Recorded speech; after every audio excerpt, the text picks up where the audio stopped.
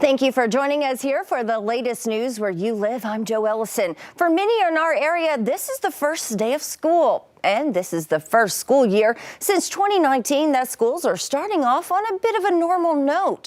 For Springdale schools, along with COVID, they've experienced some hard times over the last few years. A tornado hit George Elementary in March. The gym was damaged. It's because of this that they decided to change their school hashtag for the first time in 7 years. The hashtag is now Springdale Family. Today, 23,000 students started back at Springdale. It's the largest district in the state of Arkansas. And several other districts in the area also heading back to class today. Now, keep in mind, you want to give yourself some extra time today to make sure kids have a safe first day of school. And remember to slow down in those school zones. Now, besides Springdale and Fayetteville starting back today, students in Rogers, Bentonville, Farmington, Siloam Springs, and Greenland are also going back to school in Northwest Arkansas. Now, in the River Valley, Greenwood, Lavaca, Paris, Mansfield, Boonville, and Charleston starting back today as well. Fort Smith schools, though, will start back a week from today, along with Van Buren. You can see a full list of back-to-school dates on our website's homepage, 5newsonline.com. Now, before we get to other news of the day, let's get a check of your forecast with Chief Meteorologist Matt Standridge. Hey, Matt. Hey, Joe, it's the first day back for many kids across Northwest Arkansas, and for parts of the River Valley, it's been a warm day. It's going to be a warmer afternoon. Temperatures trying to get towards 100 degrees for some of us, especially south of I-40. We're going to keep the heat going into Tuesday as well. We've got another warm Tuesday, but later in the day on Tuesday, our next cold front approaches. We could get a quick round of some evening storms right there around 5, 6, 7 o'clock or so. And then after that, some clouds and some showers on and off into Wednesday. But then this whole thing moves out. We've got a lot of sun and then finally some cooler weather, I think, around here. Here's a look at Futurecast. We should be mainly good today. There could be a stray pop-up later this evening. Better chances for pop-ups Tuesday evening as that frontal boundary starts to finally move on through, and we'll finally cool down temperatures as well as that whole thing swings through. And then we've got some scattered leftovers for Wednesday morning. Lots of clouds, I think, throughout Wednesday afternoon. But then I think we're looking pretty good the rest of the week. We'll start to slowly climb back, but guess what? We're going to stay in the 80s.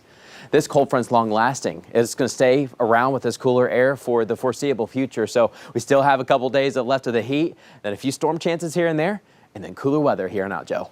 All right, thanks, Matt. And the search continues for a man who escaped from prison in eastern Arkansas. Samuel Hartman is from Magazine. You see him on the left side of your screen there, and he was serving time for a rape charge. He escaped during a work detail on Friday. Police are also looking for 2 women. You see them here on the right side, suspected of helping him.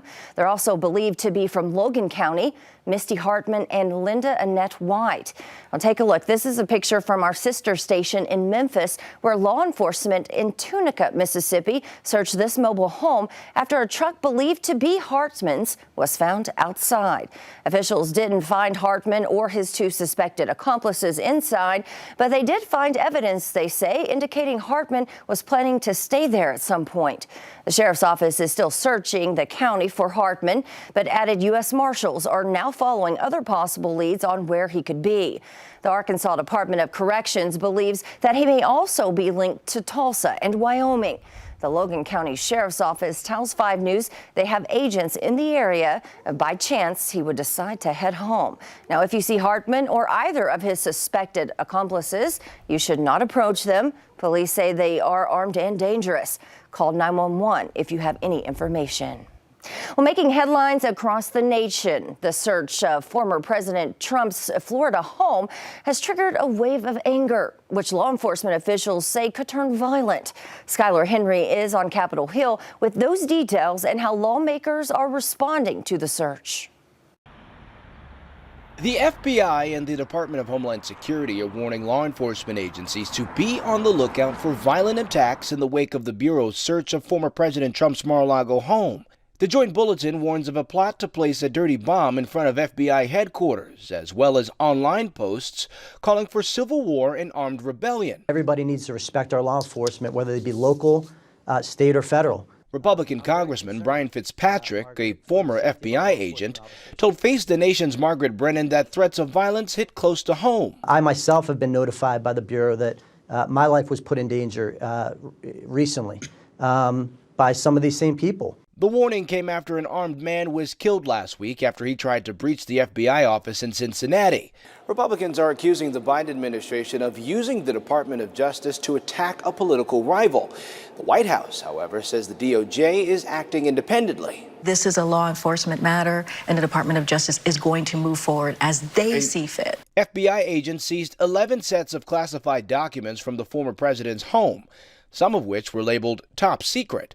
But Trump lawyers certified in June that all classified material had been returned from the estate. We have this list from the FBI, but we don't have conclusive as to whether or not this actually is classified material and whether or not it rises to the level of the highest classified material. The statutes the Justice Department are asserting in the search warrant don't even require that they still be classified. If they would be damaging to national security, it's a problem. It's a major problem. Lawmakers are asking the DOJ to release the affidavit used to justify the search, or at the very least, let lawmakers see it in a secure location. Skyler Henry, CBS News, Washington. Well, there is also a bipartisan call from Capitol Hill to have the DOJ deliver an assessment of what national security damage, if any, the classified documents may have caused. Well, thank you for catching up with us on the latest news where you live. Join us again tomorrow for more news and weather. Have a great week.